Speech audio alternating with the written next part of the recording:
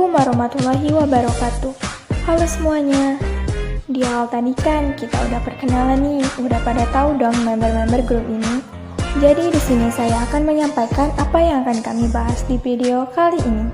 Sebenarnya kalian udah bisa langsung tahu ya dari cover video. Ya, benar banget. Kami bakal membahas tentang kemajuan iptek di kehidupan masyarakat. Pertama-tama kita bahas dulu nih apa sih iptek itu. Jadi biasanya iptek adalah kata yang digunakan untuk menyebut sebuah perkembangan teknologi atau ilmu pengetahuan. Iptek adalah akronim dari ilmu pengetahuan dan teknologi. Perkembangan iptek adalah bagian penting dalam sejarah peradaban manusia. Kajian iptek adalah seringkali menyertakan interaksinya dengan masyarakat. Nah, biasanya jika sudah mengaitkan dengan perkembangan zaman, apalagi teknologi, pasti ada dampaknya. Begitu juga dengan iptek ini. Kemajuan iptek ini memiliki dampak positif dan negatif. Udah tahu dong apa itu iptek? Jadi, tugas saya kali ini adalah menyampaikan beberapa dampak positif dari kemajuan iptek di kehidupan masyarakat. Yang pertama nih, kita bisa lebih mudah mengakses berbagai informasi dari seluruh penjuru dunia, kecuali dunia gaib ya. Oke, back to topic. Kita bisa mengakses berbagai informasi, bisa dari radio, TV, HP, laptop, tablet, dan banyak lagi produk-produk iptek yang bisa kita gunakan.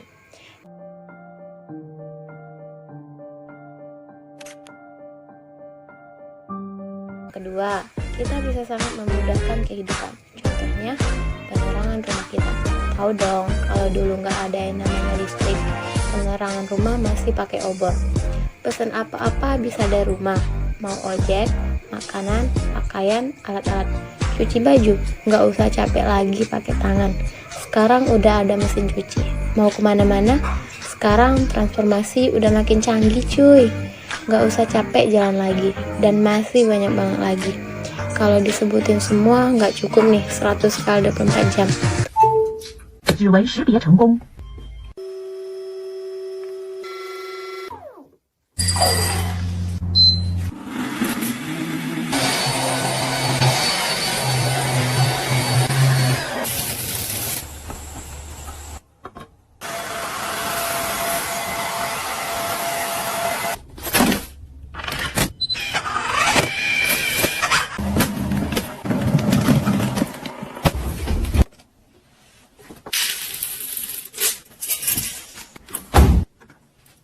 Yang ketiga, kita bisa memperbaiki ekonomi. Misalnya kita jualan online dan lain sebagainya.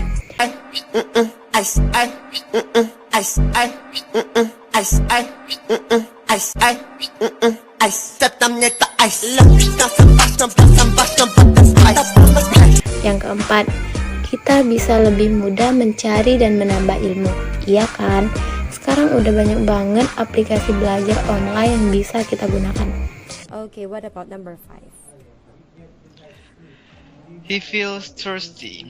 Yang kelima, kita bisa tahu identitas daerah sendiri sampai seluruh Indonesia.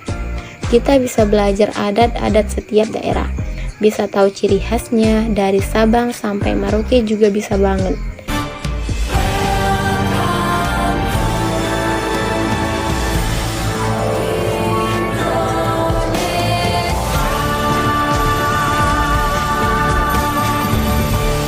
Ada lagi nih, tapi mohon maaf, cuma itu yang bisa saya sampaikan. Oke, next, dampak negatif dari kemajuan iptek dalam kehidupan masyarakat.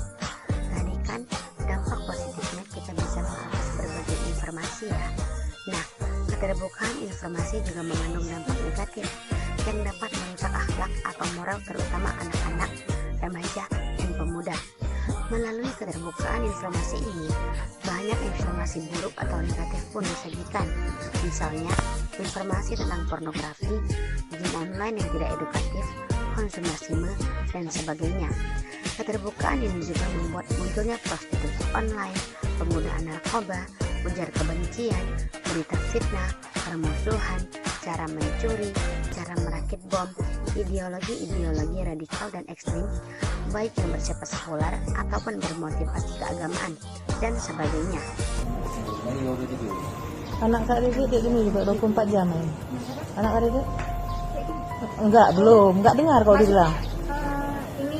Yang kedua, kemajuan iptek juga bisa merugikan kehidupan manusia loh.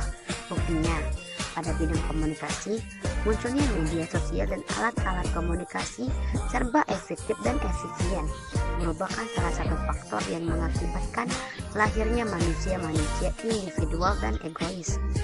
Orang cenderung melakukan hal-hal yang lebih pragmatis untuk berinteraksi sosial. Melakukan kontak sosial secara langsung diasumsikan sebagai sesuatu yang ribet, tidak memberi keuntungan, membuang waktu, bahkan dikatakan ketinggalan zaman. Salah satu faktor yang menyebabkan berkurangnya masyarakat sosial adalah adanya emosi tidak percaya terhadap lingkungan sendiri, bahkan dalam lingkup terdekat seperti keluarga, tetangga, dan lingkungan kerja.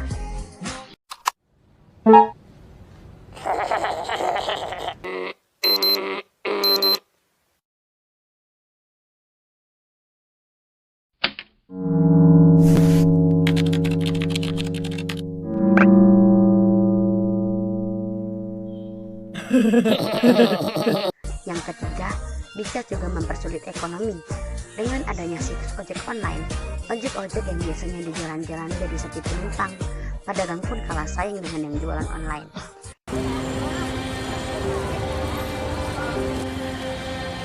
Untuk daya beli masyarakat sendiri bagaimana Kak untuk di tahun ini Kak? Oh, turun. Turunnya itu sampai berapa persen kalau kita persen? Ibaratnya sudah 30%. Itu jauh. Biasanya kalau sudah mau mendekati lebaran ini omsetnya sudah di atas 10. Sekarang aja 10 aja nggak nyampe. Yang keempat, kemudahan mencari ilmu pengetahuan ini disalahgunakan oleh siswa, pelajar, bahkan mahasiswa juga. Masih banyak yang mengerjakan tugas dengan cara menjiplak dari situs-situs belajar yang tersedia. Kejujuran tampaknya semakin langka diperoleh termasuk saat mengerjakan ujian nasional. Buktinya di Mandaling Natal sejumlah pelajar tertangkap kamera tengah mencontek tetapi pengawas ujian tampaknya memilih bersikap acuh tak acuh. Tak mengherankan bila sejumlah orang tua kemudian berdemonstrasi mendukung kejujuran saat mengerjakan soal ujian. Yang kelima, kita juga bisa krisis identitas terhadap bangsa sendiri. Contohnya ya gaya kehidupan kebarat-baratan, seperti berpakaian perang bahan, bahkan mabuk-mabukan. Padahal itu bukan Indonesia banget kan?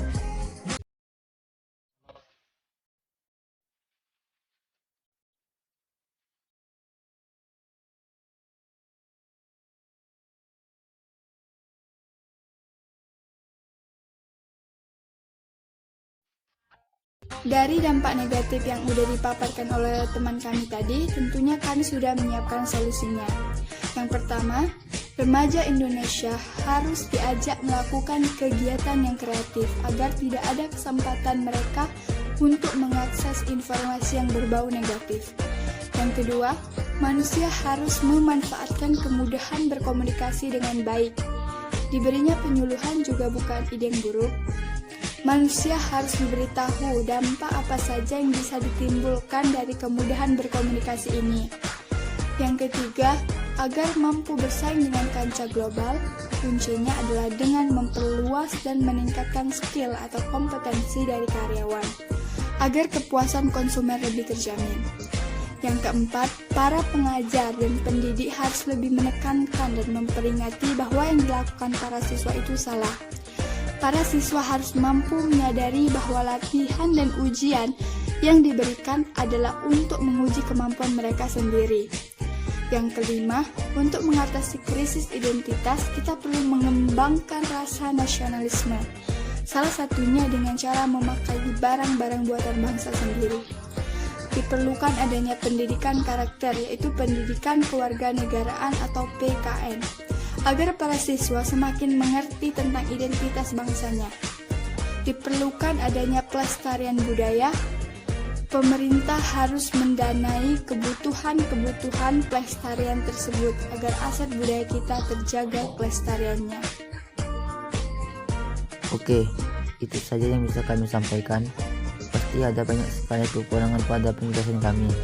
Saya mewakili pembicara dan kelompok kami mohon maaf. Semoga dengan adanya video ini bisa sedikit bermanfaat untuk para penonton.